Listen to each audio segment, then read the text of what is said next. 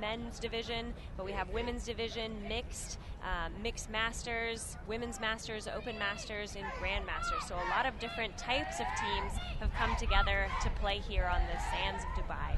You're seeing in the background now some more teams get some of their games in. As you can see, games taking place down the corridor of beaches. And we'll explain here a little bit more of Ultimate if you're a first-time viewer of this great sport.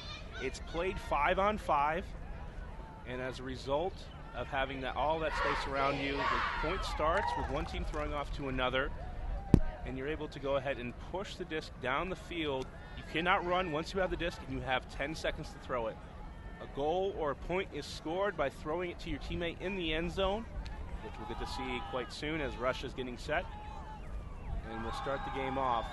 It is also self-officiated. There are no referees in this sport, as we see here today. All disputes are regulated by the players themselves and discussed on the field. So Russia coming off of their very first win this tournament in their very first game they played earlier today at 9 a.m. They beat the Courier Islands quite handedly. The score was 13-4. Canada coming off of a tough loss to the United States. They lost 8-10 after holding the United States at 8-7 for some time. But USA proved that when the chips are down, they can come back and fight. However, Canada learned quite a few things from that tough 1-2 matchup to start and are ready to take this game handily. LaRoche sends it deep right off the bat. Mason dumps it back. Dion. Foul called on the play, and the foul comes from the players themselves, and they'll discuss it out here. There's no disagreement, and they'll restart play quickly. 10 seconds to throw. And again, a foul called. It's a non-contact sport, but actually it looks like the Russia player is perhaps calling a foul. Nonetheless, we'll get going once again. For an option up the line, not available. Goes for the hammer to the end zone, and it works for Canada. 1-0 they lead. LaRoche, an easy target when a hammer is thrown as beautifully as that.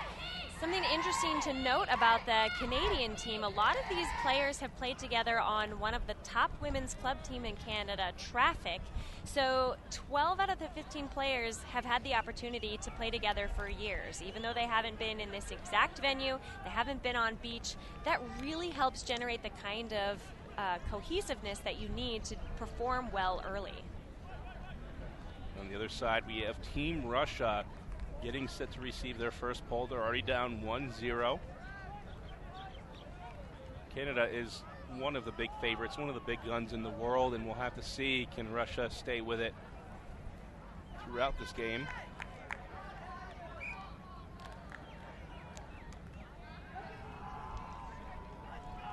Pole goes up from Team Canada. Center of the disc, good gainer right away. Going deep, no hesitation. Great grab with a defender on her back. Pushing off to the end zone for the score. Russia gets on the board. Gustovia coming in hot and fast for that up the line cut. She positioned herself well. The stall count was getting incredibly high. That cut could not have come at a more appropriate time. Said Gustovia coming in right as the doctor ordered. 1-1. Russia responds, but Canada so close to getting the block. We'll see how they respond later on. We can see the ocean in the background, the Persian Gulf. Waves coming on the beach. Spectators from all around Dubai coming in to see. We're about 30 minutes south of the airport.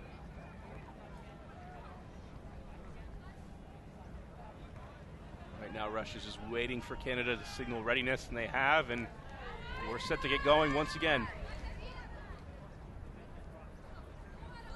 Great pull from Russia, pins Canada in the back of their end zone.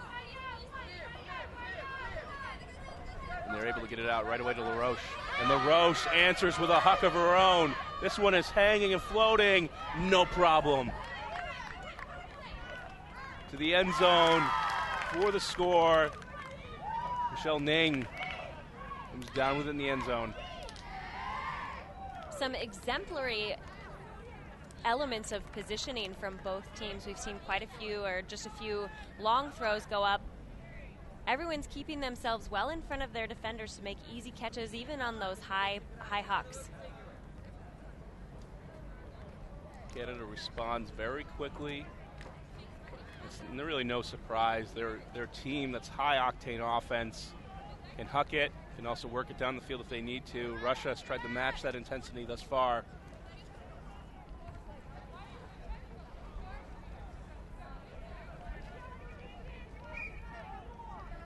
Pustovia waits for the pull. Demonska.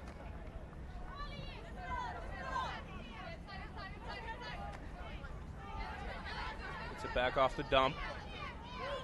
And for the around, and a hand block from Canada. Now quickly trying to move it. And Russia with a foul. Looked like they were going to get it right back, but too much contact caused the thrower to make the mistake.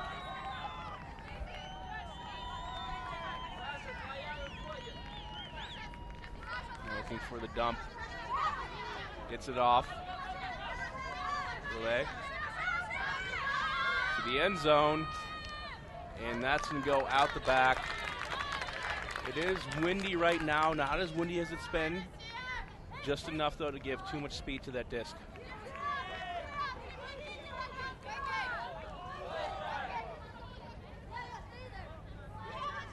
Stovia walks calmly to the disc. Take her time here. She'll have about 20 seconds.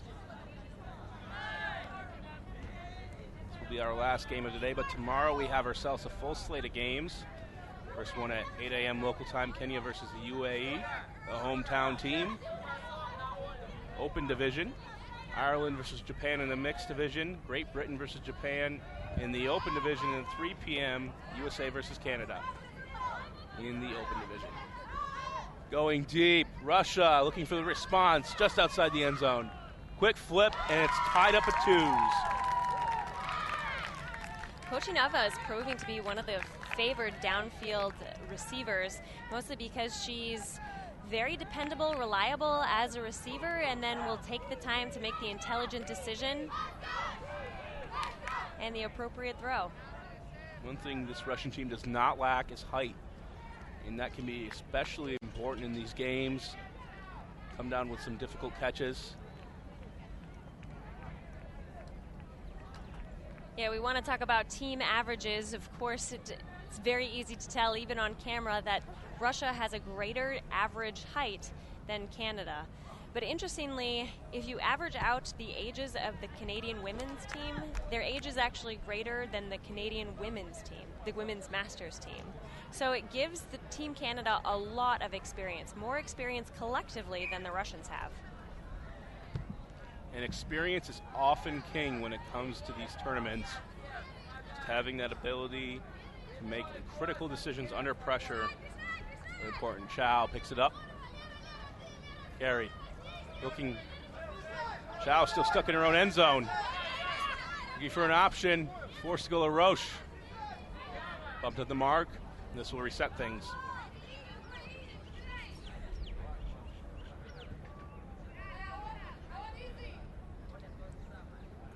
LaRoche calling for, sounds like one of her players, teammates to get open. Still all alone. Carey.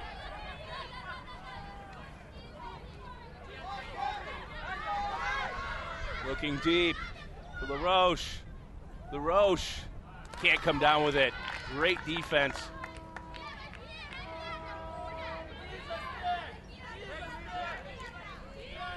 Pustovia.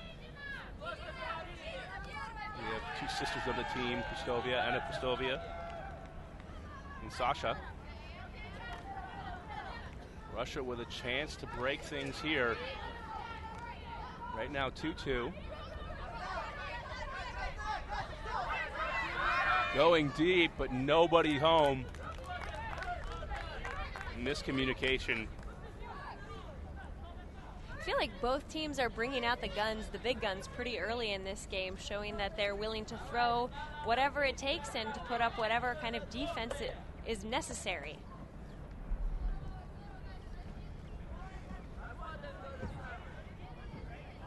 And that's what you want to see at this world competition, that type of intensity and that fearlessness.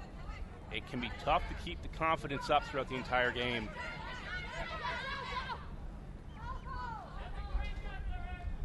And a call on the field, Stephanie Chow with the disc. And we'll see play resume.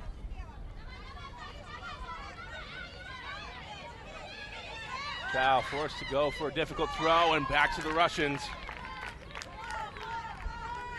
Janina coming up with a block.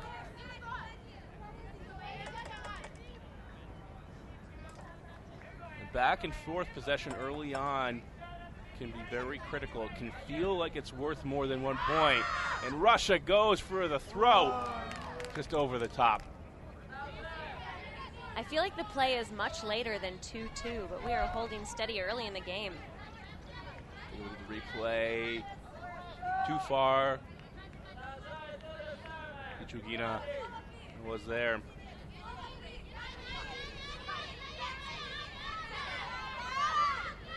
Quick high release. Slop. Gets it back and now sends it deep. Had a receiver open. And that was Chow, but sent too far. And now we get into these long points. 2-2, where the first 4 went very quickly, and this one has been at least 5 minutes long, and you'll start to see players are walking slower and slower to the disc. And starting to make riskier and riskier decisions. Trying to end the point right away. And this is where a timeout could serve either one of these teams well, but Russia's going to go on. And a call on the play, looks like to be a pick. Picks are... I agree, Brian. I think a timeout call at this point would be incredibly well advised.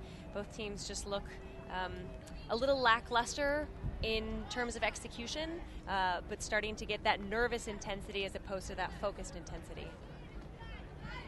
Play resumes. Canada with great pressure defense right on the backs of the Russian receivers. And Russia tries to go deep again. Great layout. Janina was there. Fortunately out of reach. See the hustle.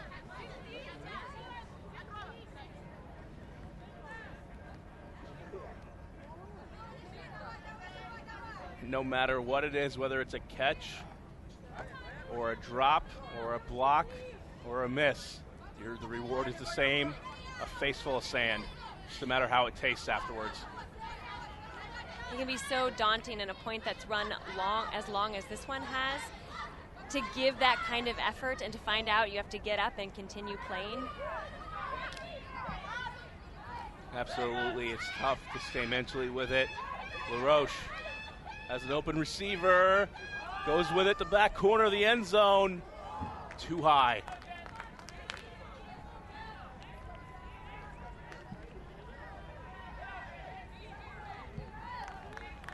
A bit of a tough put from LaRoche. You noticed that Whitehead had to turn around twice before she could make a play on that disc. By that point, it was too far and just a little too high.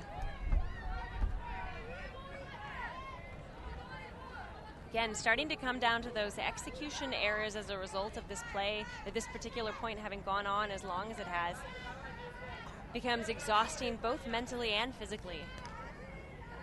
Play resumes. Russia trying to get the pivotal break. They started at this point on defense, Canada on offense.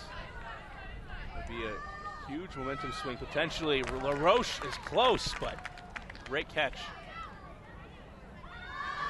A laser hawk right back to Canada.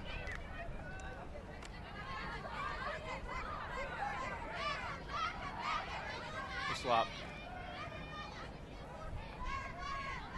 Chow. Physical marking from the Russians to result in a foul call.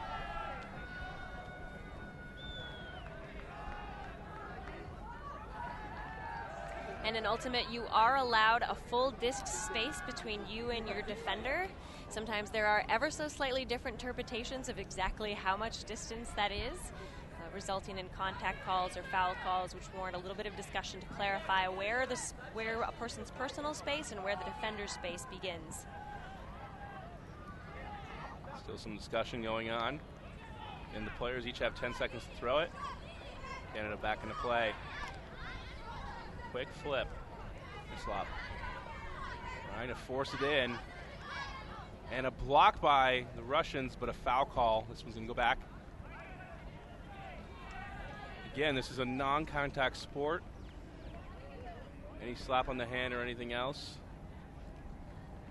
And we see the recreation of the scene, which is very common in these type of arguments. No referees here.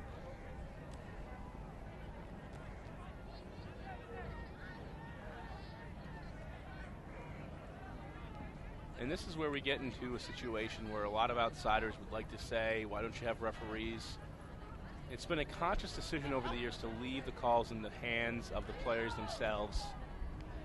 Very much important to Ultimate in this community. It's what's called spirit of the game, playing honorably. And Canada can't convert on the end zone line yet again. Just either team wants the break. Questionable decisions on both sides of the fence, and you know that's just coming from exhaustion at this point. Each team so badly wants to score so they can walk off the field and get a quick reprieve, resulting in poorly executed cuts, poorly executed throws. And that's how this point has dragged on as long as it has. Another Russia foot. And too far. Two defenders for Canada there, and they're looking to move it quickly. Flop. Chow. Very physical marking from Russia. Roche. Putting it deep. And another layout, but the point that won't end. You know, the team that is going to win this game is the team that decides at this very moment that they are going to pull back and start playing their game. Both teams can perform higher than this. Both teams can do what it takes to pause for that extra moment, let the downfield cutters get set up properly, not make rushed or horizontal cuts, not clog the lanes, which is what we say when there are two players cutting to the same space or everybody kind of closing down the field of opportunities. The team that can stop those little things that are making a big difference here is the team that's going to take this game. Gustovia gets it off the line. Now Russia trying to take their time, and the Canadian defenders just lagging behind. This point is for the taking. Pushinova.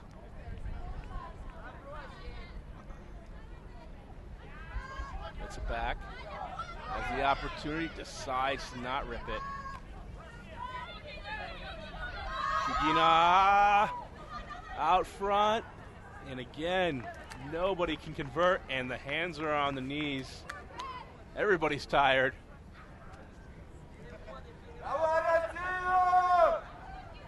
We are almost halfway through this game and are still tied at 2-2. Both teams working very, very hard, but clearly getting incredibly exhausted at the length of this point, which has gone on over 10 minutes. At least we have. This could be at the 15-minute points right now. We see a timeout and on the field. Finally, a timeout. Canada will take a breather. Russia will take a breather, and we'll take a short breather as we see what Canada can do to try to convert this one.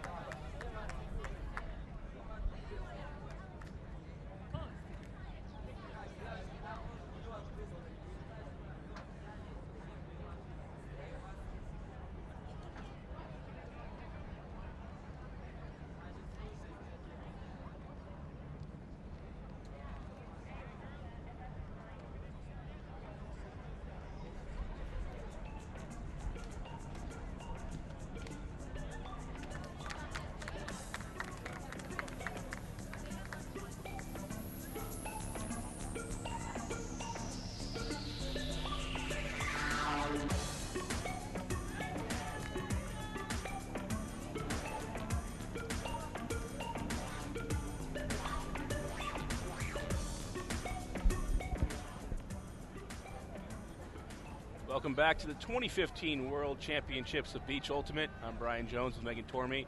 Got ourselves a great game in the women's division. Team Canada versus Team Russia here in Dubai on Dubai Sports. Glad that you're tuning in, if maybe for the first time. So we're tied at 2, and Megan, this has been a marathon point. You're talking during the timeout. I was surprised that a team did not call this timeout sooner. Yeah, after you have generated maybe 3 or more turnovers, it's definitely time to pull back and self-assess where you are. A lot of the mistakes coming from both teams were exactly the same. Working it down a quarter of the field and then trying to rely on a long throw that just went right past the hands of the receiver. When you get to that point where both teams are making the exact same error, it's time, like I said, to reel it back in. And my favorite thing to do is to call a play. That way you know exactly where you're supposed to cut, exactly what you're supposed to do. You can move through with a little more calmness and get yourself back on the right track. Play resumes. Another foul call. Russia marking very tight.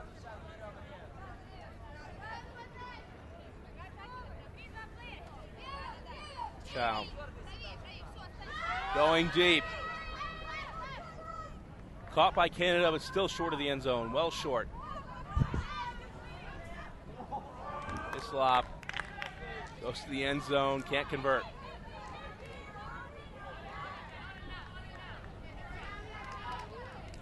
Pustovia.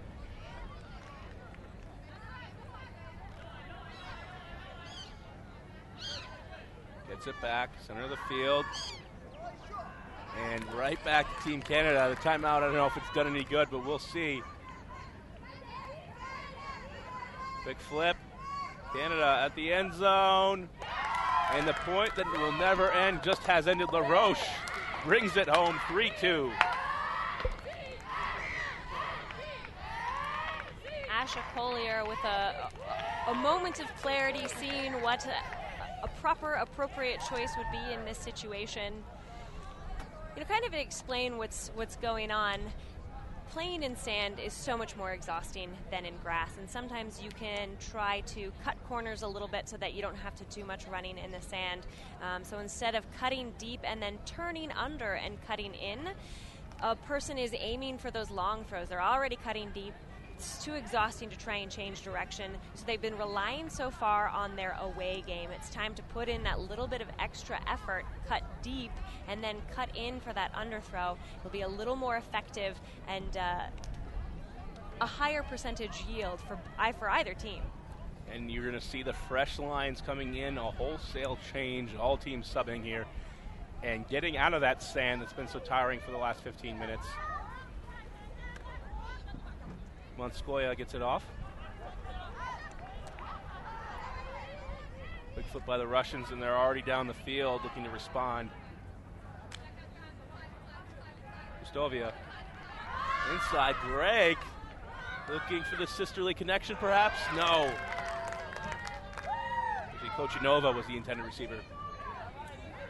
Laura Mason right there behind her girl to take away any opportunity. It's particularly difficult to defend from behind a person.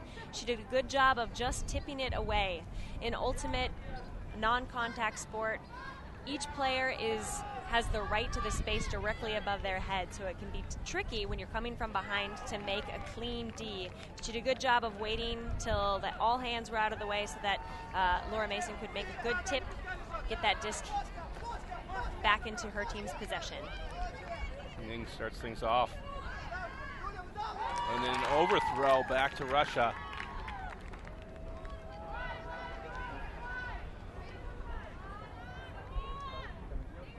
She'll take from the sideline. Sasha Pustovia.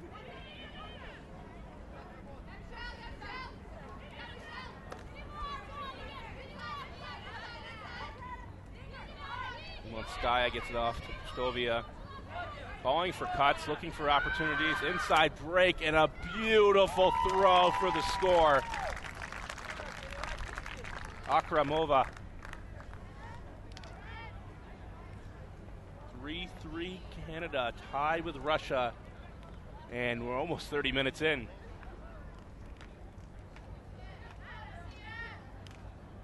When you think about the games that both of these teams had earlier today, the score in Russia's first game was 13-4. So they won that in under the amount of time that they had. They came in, got work done very, very quickly. That happened at 9 a.m. this morning, so they've had a full day's rest in between that game and this game. Canada, on the other hand, played at noon against the 1-seed team in this tournament, the United States. That was a much harder fought game for them. The final score was 8-10, the victory going to United States. So even though they've had a few hours to recover from that game, it still was more physically exhausting of a game for them to come into this game with. Yeah, and when you look at this matchup, Canada is going to be the prohibitive favorite. We're going to look at them and say, hey, we expect them to win, and it's a little bit surprising perhaps, but the way this game has been going, Canada has not played their best game, and I don't think Russia has either. That we've seen so many turnovers. But here we go. We're set to get back into it. Quick dish. Risen. Looking deep. Wide open. Whitehead. Beautiful put for the score. Canada goes up 4-3. Roderick coming in with a beautiful forehand put that does not overextend her player. Plays like this are so crucial in a game like this, when everyone's morale is undoubtedly a little bit low from having come off of a couple of very exhausting error-filled points. To have something function so cleanly, so beautifully, so perfectly can really help to elevate the energy of the entire team. Beautiful put by Roderick. Absolutely, so critical for the success of these teams. And if you're sitting there in defense, if I'm coming away as I would as a coach, I would be absolutely mad about that play. It's such a clean play from Team Canada.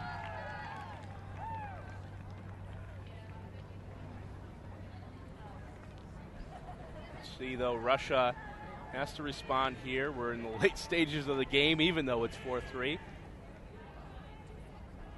Stovia signals readiness. Ning to deliver the disc on defense.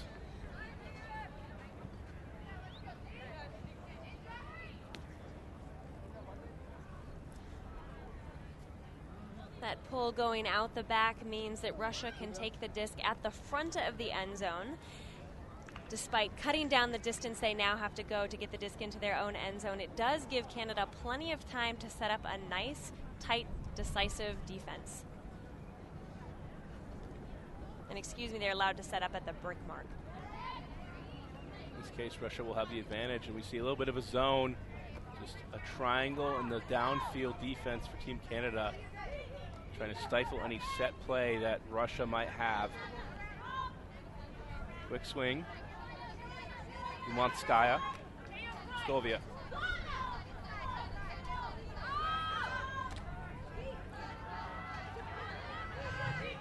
Granova. It's back to Stovia. Now let's move it. Umanskaya, though, with a great move up the line.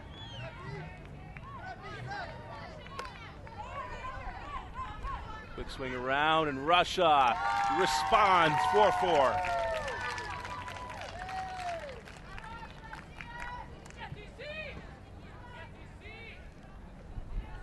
Taking a look at the replay. Quick movement. Took a while for Russia to get into a groove, but it just took one opportunity, and momentum carried them into the end zone. Initially, I was going to mention that at times some of the Russian players were slow to move forward down the field. When you only have 5 players on the disc, if one person has the disc and you have 2 people behind the disc, that only leaves 2 prospective receivers. They started to get themselves into that situation that point and ended up working out in the end, left lots of room in the end zone, but did start to slow down offensive flow.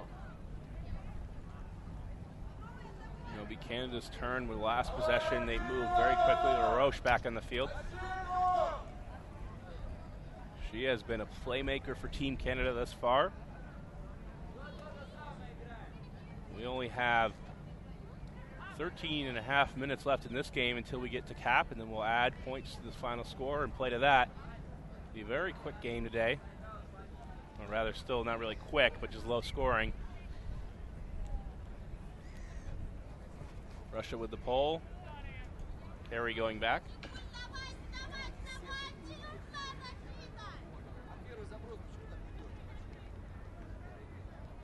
Seeing some of the players done for the day filling in to watch their last game.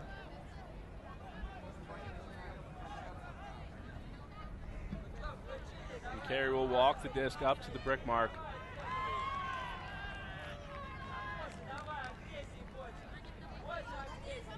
Play resumes. Get the dish off. Chan. I was trying to find someone to get it off the line. LaRoche in tight quarters. LaRoche to the end zone. The Russian defender is right there. Kichugina. Sending it deep, has receiver streaking for the goal. Russia leads 5-4. Chanina again had that play earlier where she gave it all her effort, was running full tilt down the field and just missed the disc. Here, the disc was positioned beautifully over her left shoulder. All she had to do was keep running at the pace she was going, close that distance, and pulled one in for Russia. And that's a pivotal point here. Team Canada's not used to being down in these competitions. As you said earlier, Megan, they came off of a tough game against Team USA. And we've got to wonder, are they feeling the effects? I know we've both been through games where it's tough to recover and play the next one. But in a tournament setting like this, you have to move on quickly. I spoke with Roderica before the game, and she and I discussed what were the takeaways from the game against the United States, and she said they were going to continue working on spacing. Apparently they were having a few issues clustering too close to the disc. Feel like they have done well with spacing so far this game. They were also going to work on using the break side more, which I haven't seen as much this game. Another point she made is that they're still just trying to figure out how things go on the beach. As we've mentioned before, most of these players come from the field setting. We've played on grass, and then making that transition to the beach, things change dramatically. You can throw a disc that someone would be able to run onto if you were on a field of grass, but on the beach, all of your players are just a little slower than usual. Play resumes. Rustovia. Team Russia.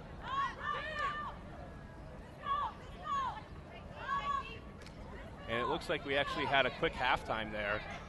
Russia getting the disc right back in the advantage. Team Canada will have to play some defense, but Russia doesn't care. They go up 6-4. Olga Kochinova, excuse me. Gustavia is doing a great job dictating the offense so far this game. She's throwing some big fakes to get her defense off of her, and then trying to construct the movement she wants downfield. She's there are many different types of handlers, and one type is trying to dictate the movement down the field. I feel like she's very, very directive with the types of throws she's putting out for her teammates. Russia up by 2, and this would be a big upset. The first one I think we'd hear of the tournament. We would not expect Team Canada to go down in this early of a matchup. And right now, it's 10 minutes to go in the game before we get to cap. 6-4, and this is the time where you'd expect the Canadians to respond well. Experience, a country of tradition and ultimate. Here comes the pull.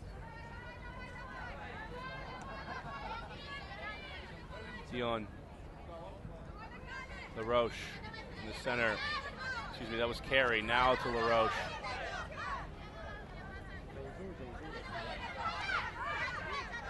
Back to Carey.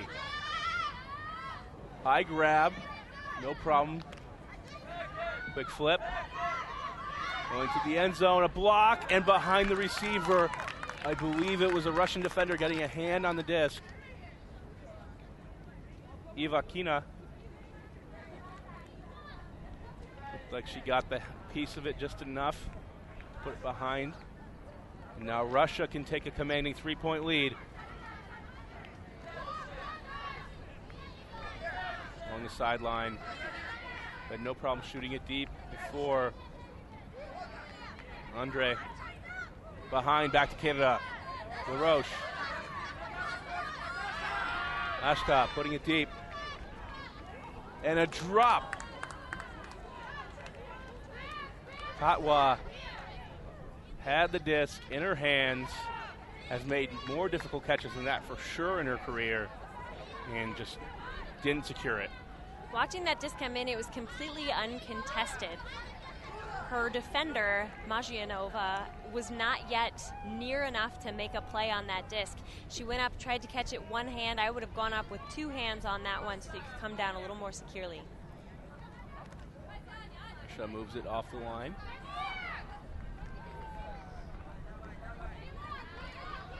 Looking deep. This one's fading to the left fast. Grabbed outside the end zone. To the quick give and go, not there. And a block, save. Russia still with life. Another layout. Everything going Russians' way.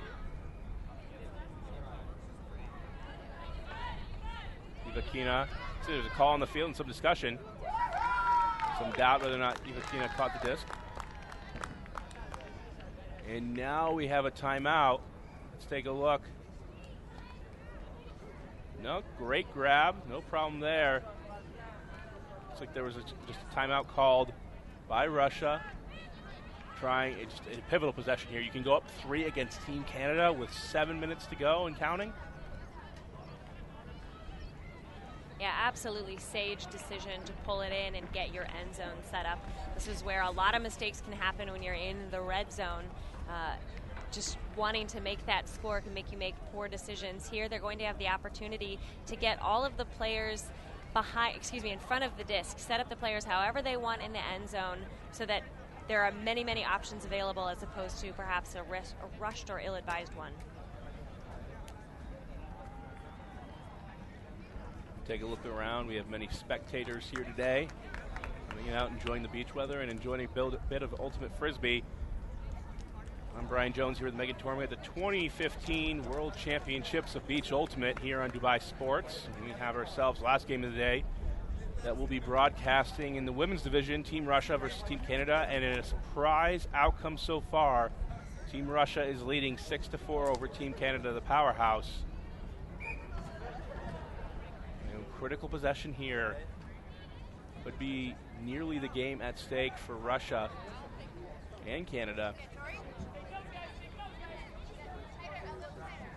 Vankina still speaking with her team, making sure she gets the cut she wants. A quick dish. Russia up 7-4, commanding lead. Mashianova earlier at this point was the one who pulled down that long bomb, those long throws being less than 50% for both teams earlier, secured that outside her end zone, and now she brings in the score for Russia, giving them a 3-point lead over Canada. Brian, I don't think anyone predicted that. Not at all. At this point, it's just been nothing but surprise. After 2-2, the game got slowed down so much as a result of some long points. Usually this is a game to 13, and we're not going to get even close to that today. And 4 minutes away from cap, Canada is going to have to go on a huge run, but you know what? I wouldn't count them out yet.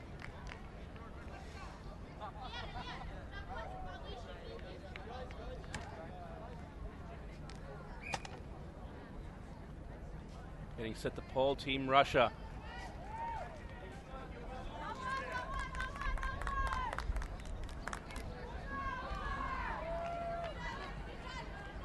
Canada will field it. Short pull. Chow. Ning. And a turnover by Canada.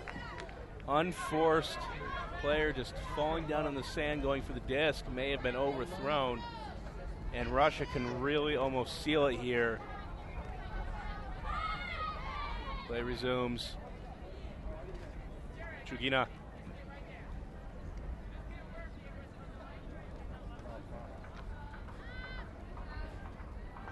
Discussion going on here about the stall count. Inside break.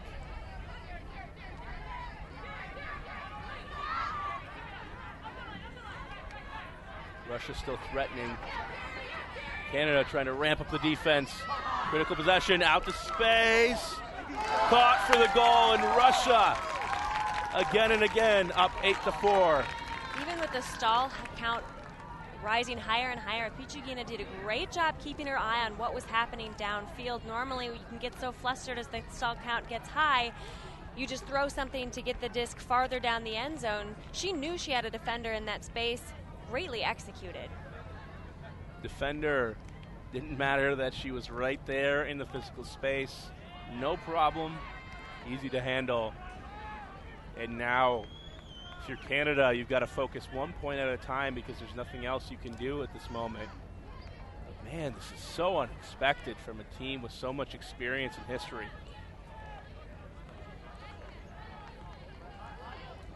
Absolutely, it's looking like athletic prowess is starting to dominate even the incredibly intelligent Canadian team. Pustovia getting set to pull. Russia can try to pull away here. We've got 2 minutes till we reach the cap.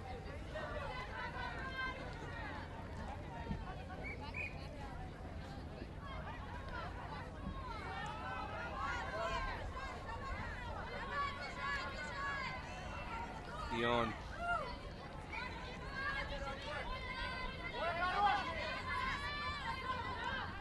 Swing.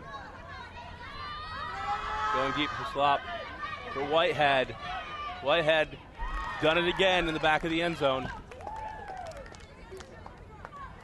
Whitehead steps up in front of her defender, reads that well, pulls it down, puts Canada back on the map.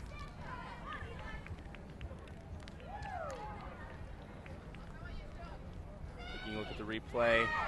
Looks a little bit closer than maybe it was. Whitehead had all the space in the world. Defender was flagging. Those are the kinds of plays Canada needed earlier in this game to close the gap that they face in front of them. With just a minute left in regular play, 3 points is quite a stretch. It's been a while, though, since their offense has tasted the end zone, and we'll see if they can get some of their better defensive players now. You've got a little bit of a change. It's you finally get that one score. Can you ramp the defensive pressure when you need it? It's very tough when you start on an offense to switch the mentality. Offense, you want calm, cool, and collected. And when you change over, turn over the disc, you want intense, you want physicality, you want energy. All vastly different things.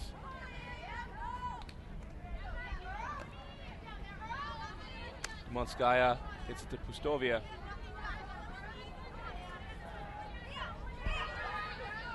Pustovia puts it deep. Roderick comes down with it. Great block. Wearing a Voronkova on her back, she still came down with that disc. That was a fantastic grab. Take a look again.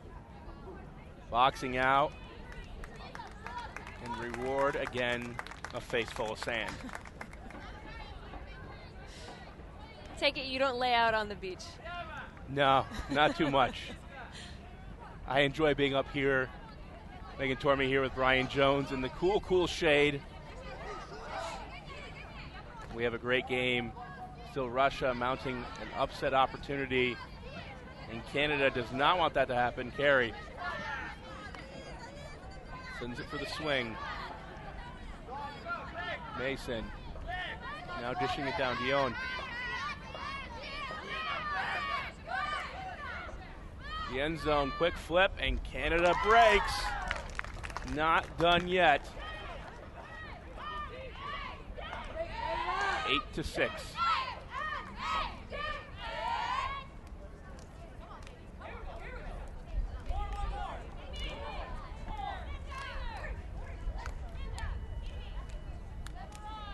We've reached the time cap in this case. And depending on when it's announced, actually will determine what the score will be.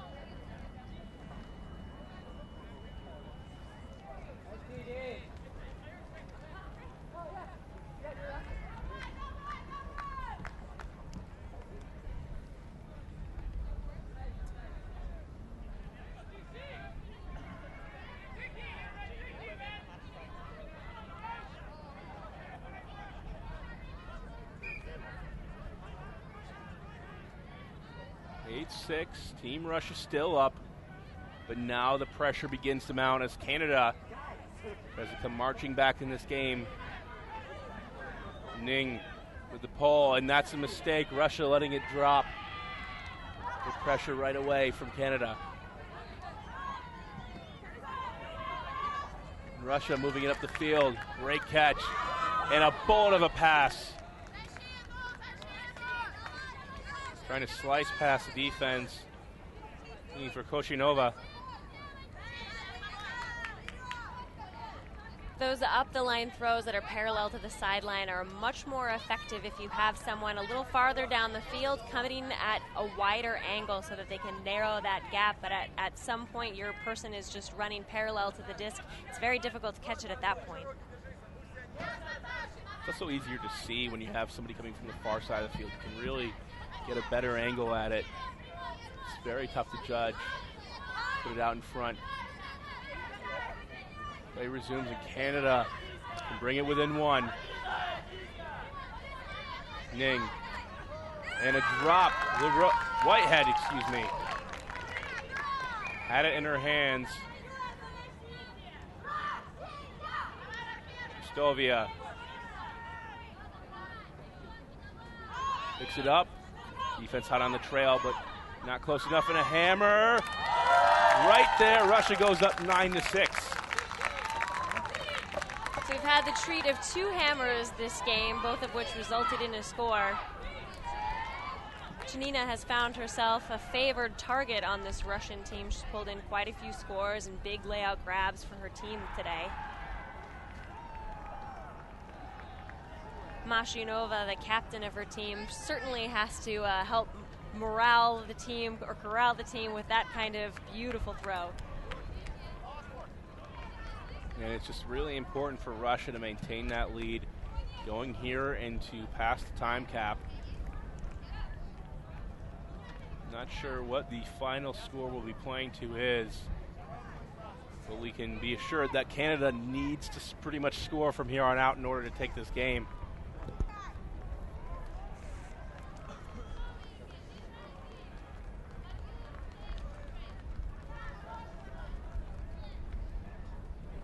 Waiting for the signal for readiness.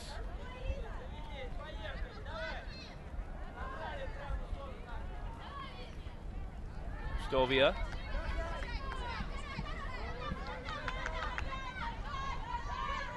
Carey. Goes up the line. Great opportunity. Whitehead going deep again, but too far. Both times Whitehead has caught it deep. It's been in the opposite end of the field. This time the wind is blowing with the disc. Puck's not the same. At some point, both teams have to assess that their long game is just not effective as their short game. I've said it before, but it is so tempting to just try and stretch the field and make it to the end zone in one easy pass, but both teams having the tendency to overthrow it. Russia has done a better job of pulling that in at this stage in the game. At 2-2, both teams were making that error quite often. Canada having a little bit harder a time making those long throws work for them. Russia, though, with a short turnover and gives it right back to Team Canada. Dion for the option and an easy cut and an easy score. Mason comes free.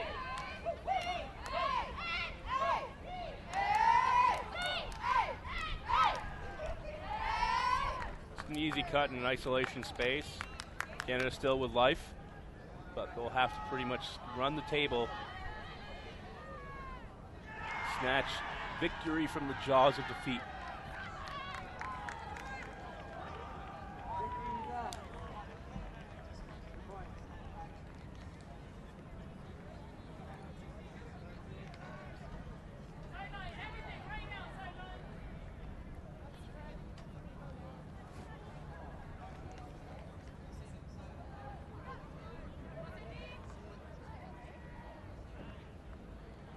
Again, tomorrow you can join us once again. We'll start things off in the open division with Kenya versus the hometown team, UAE. Then later on, we'll have Ireland versus Japan in the mixed division, Great Britain versus Japan in the open division, and USA versus Canada also in the open division. Russia. And a drop back to Canada. But a foul call, and it looks like it was after the play had ended up, but we'll see. We'll talk it out here. Hard to tell in that situation. If there was contact after the disc went past, normally that will not be considered a foul, and it looks like there's a disagreement here, so the disc will in fact go back again. No referees. As a result, teams work out their disputes, players on the field. Let's see for readiness. Gustovia.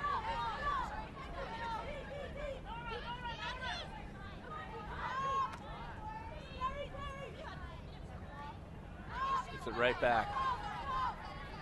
Big fakes.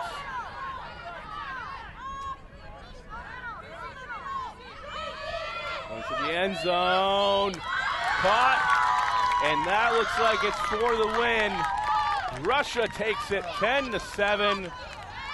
Huge upset over Team Canada here on the opening day. No one would have expected this. And that would certainly taste bitter for Team Canada. The Russians coming out and absolutely wowing the crowd with their athleticism. They made a lot of tricky throws, a lot of tricky catches. Obviously, their height played to their advantage, but they have a lot of different looks in their arsenal. I was impressed with how they used the entire field to their advantage throughout.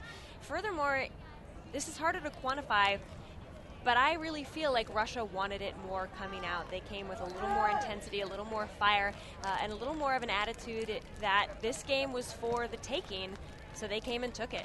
And we don't know if it's Canada having a tough game and a lull after facing Team USA earlier today, but we do know that Russia is walking away with a victory nonetheless.